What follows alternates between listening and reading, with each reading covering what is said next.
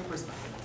One, I think not a lot of Filipinos are able to pursue post-secondary education. And two, you also have a point, which can be researched even further. Maybe not a lot of Filipinos choose teaching as a profession. That might be a possibility, but we don't have official statistics. Correct? Because but based on the first-hand accounts and the report, we're seeing that even in high school there are huge dropout rates. So the barriers are there.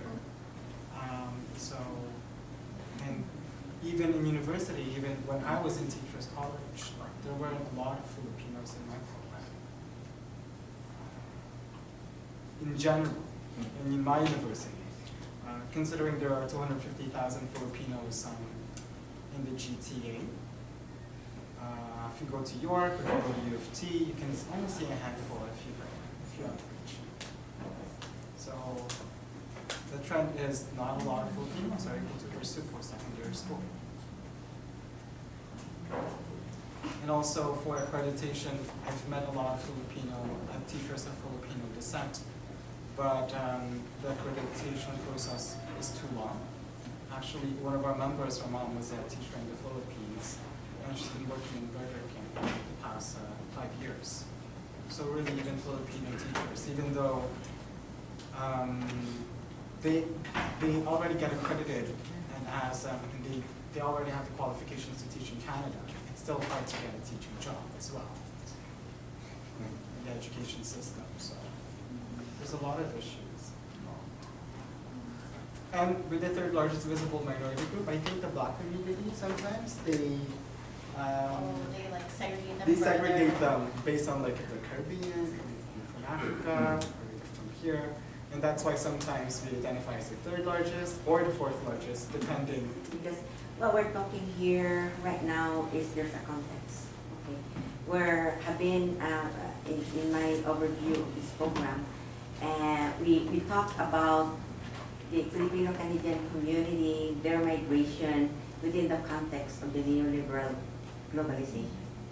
So the time in the 60s and 70s is part of our history.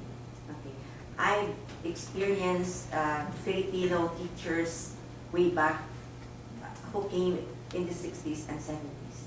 They were in the urban centers in Montreal, teaching in different schools, elementary and high school.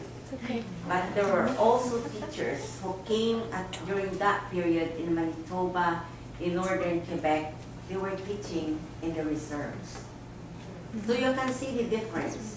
Some in the urban centers, few. But coming from the Philippines, they were relegated to teach in the reserves.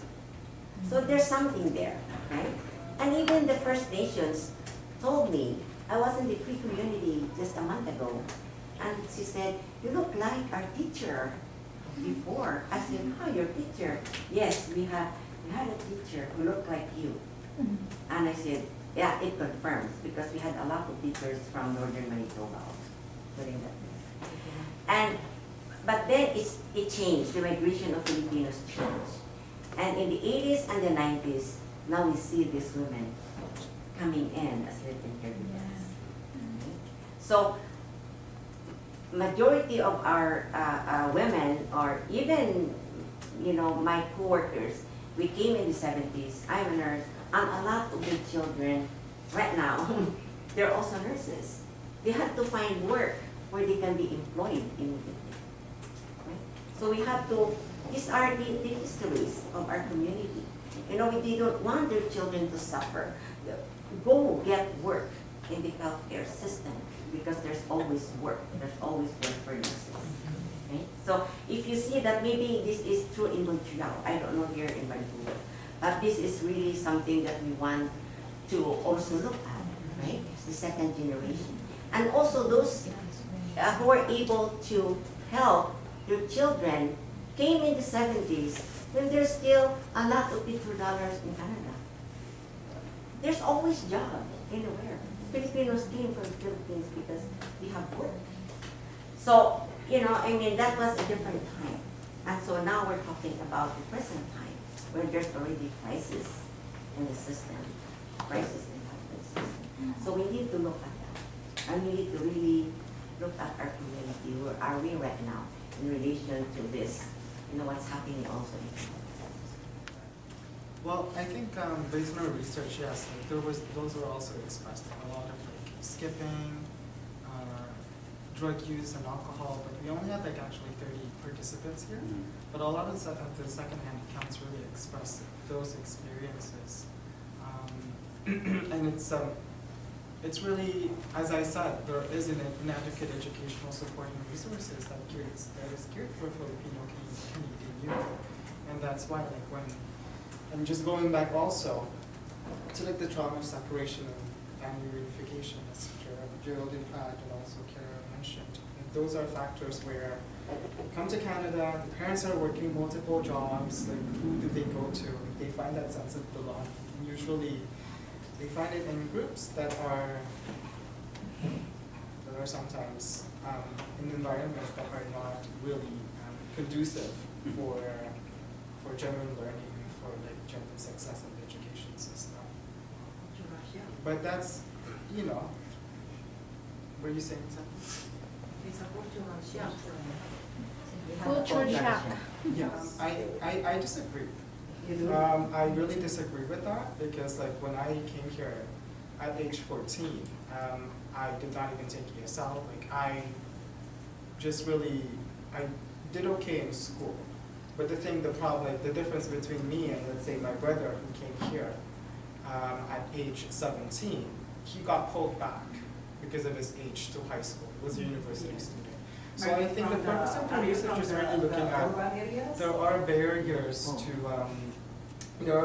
towards like that accreditation and also recognition of previous educational attainment of children and students from the Philippines. I think we all have to look at the systemic barriers. Like, I don't think it's productive to look at it as like a cultural issue where people from other countries lack that certain aptitude and that capacity. But that's my argument based on the research findings.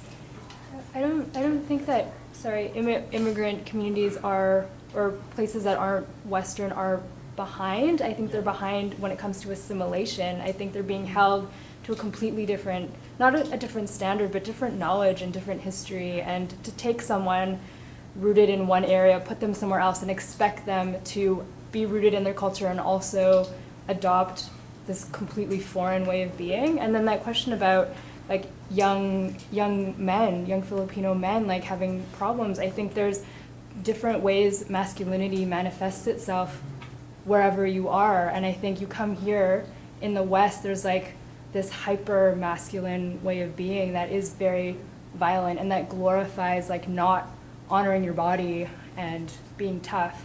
I think that's a huge thing too. Like the sensitivities that you might have aren't recognized and honored as being masculine and as being meaningful and necessary. Yeah, thank you, Ali, because I think that's something that hasn't really been explored in a lot of the research and we've talked about it today, about how the LCP is such a gendered program, right? And we talked a lot about how the husbands in these relationships have gone in and had extramarital relationships and affairs and so on. So what is kind of what is the view of even the mother in the family, and how does that change in terms of the perception of the children in kind of how they see or how they even maybe respect the mother in that relationship if they've been separated for so long and set up a picture, and then when they come here, they're already kind of not given a good example of how they should be respected. So. I just want to echo what Ken was saying. I would disagree that education in the Philippines is behind. I've taught so many Filipino students here, and I talk to them, and they say, we feel it's actually easier here, right? What I do see as a factor, because when I see them, I let them tell their stories of migration and share that. What's very common is that they always feel very insecure about their English. They are made to feel insecure about their accent, and that's why they don't speak out. And that's why I try to assert and affirm them and say, you know, you should never be ashamed of your accent because your accent is a mark of your history, of your identity. And it doesn't mean that you have to speak with a certain accent for what you have to say to be legit, right?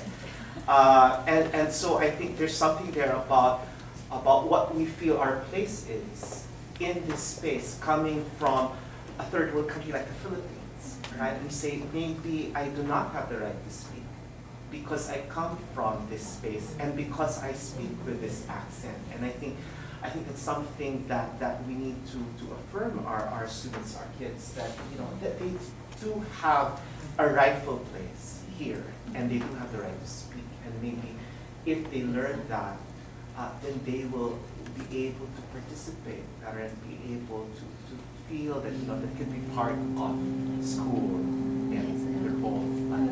These are lies we've been told that we're not.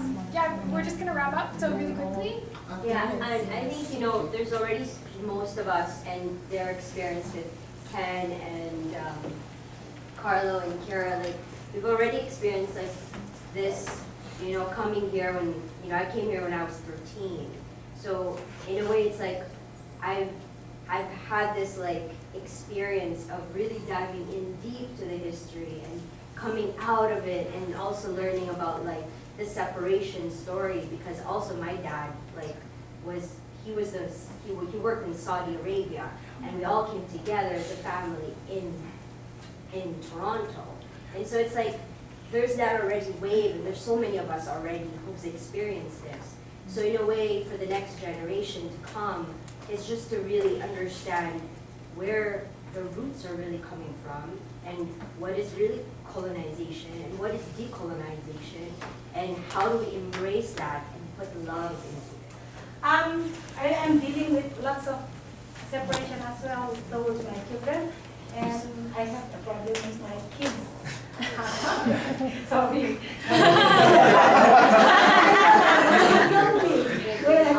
Yeah, because they already told me, don't talk.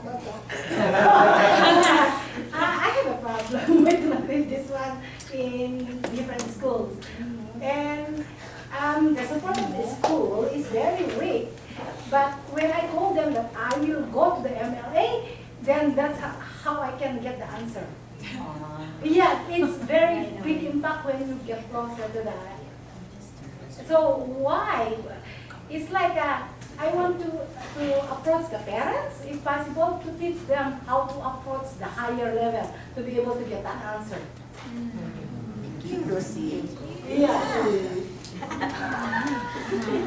Yeah, because it's too weak if you are dealing or several times attempt to go approaching this problem and talking to from counselor to the teacher to the outreach worker to the vice principal to the principal until you end up like okay, don't worry, your child is like this until year pass by, it's going to get closer to grade 12, and then it's hard for them to catch up, right? So in the end, my idea is I'll try to go closer to the politics, to the MLA, and then I get an answer. That's the only time they will focus on me. Yeah, and because it's too close already, 1 year only to get to the graduates, right? And finally, I get the answer.